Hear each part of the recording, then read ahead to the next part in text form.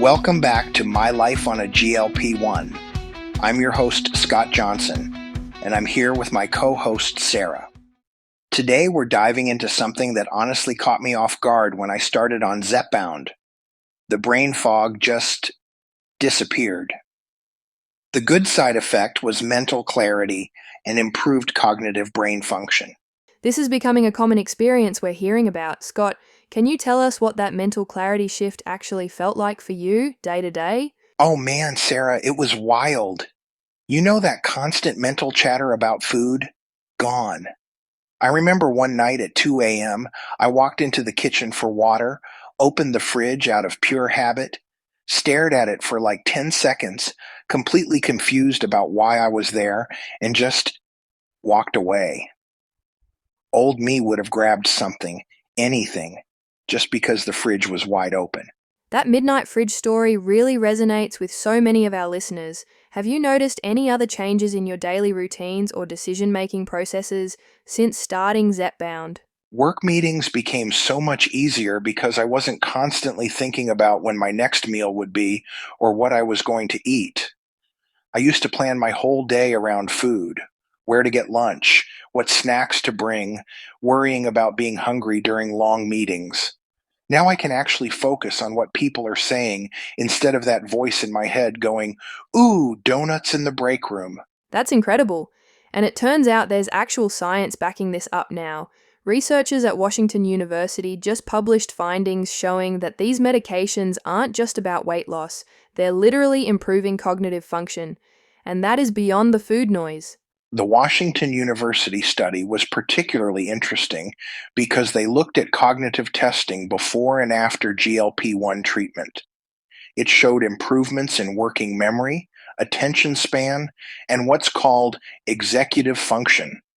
Basically, your brain's ability to plan, focus, and multitask. These improvements happened alongside weight loss, but they seem to be independent benefits, not just a side effect of feeling better physically.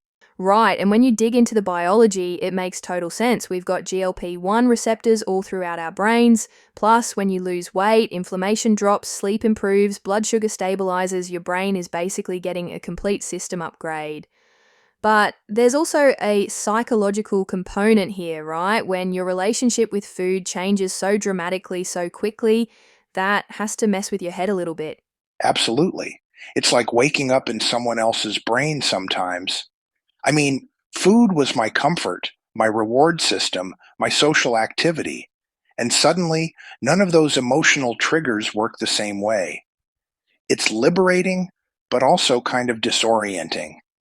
You have to rebuild some of your coping mechanisms from scratch. Now, Scott, we should mention that not everyone experiences these cognitive improvements, and some people actually report initial brain fog or difficulty concentrating when they first start these medications.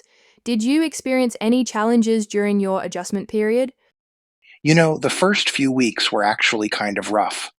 I had this weird, spacey feeling. My doctor warned me this might happen. Your brain is basically recalibrating all these pathways that have been running on autopilot for years. I felt foggy and tired, and honestly questioned whether the medication was right for me.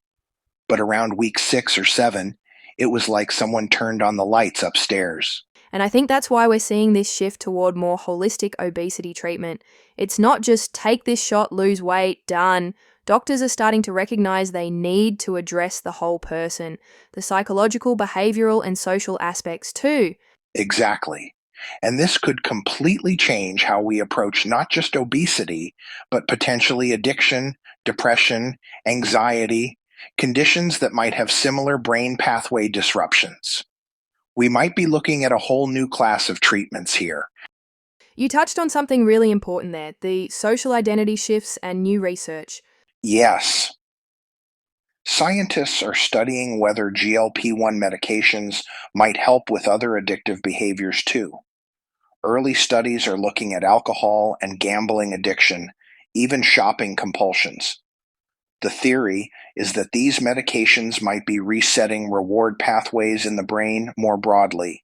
It really could be transformative. We're also seeing research into whether these cognitive benefits might help with age-related cognitive decline or even early-stage dementia. The fact that we're discovering these brain benefits almost by accident really shows how much we still don't know about these medications. It's an exciting time to follow this research. It really does feel like we're at the beginning of understanding something much bigger than we originally thought. So if you are on your phone doing brain games or Wordle, please take a moment to hop over to our podcast page on your streaming service and leave us a review or 5-star rating. Scott, any final thoughts for our listeners who might be experiencing these cognitive changes themselves? Just that you're not imagining it. The intersection of metabolism, weight, and brain function continues to reveal new insights into human health. While we wait for more definitive research, feel encouraged that experiences of improved mental clarity and mood stability are being taken seriously by the medical community. And if you want to read about other things that happen over your transformation, head to my website at mylifeonglp1.com or even check out my book on Amazon and add it to your cart. And for my 2 a.m. wake-up moments, well, they still happen, but mostly just to go pee. Thankfully, I have more mental clarity to avoid the spare pair of shoes I kicked off and the piles of laundry I still need to do. I suppose the good news is I can navigate that path without falling. On behalf of Sarah, I'm Scott Johnson, reminding you to embrace the clarity, be safe, and always remember to love your journey.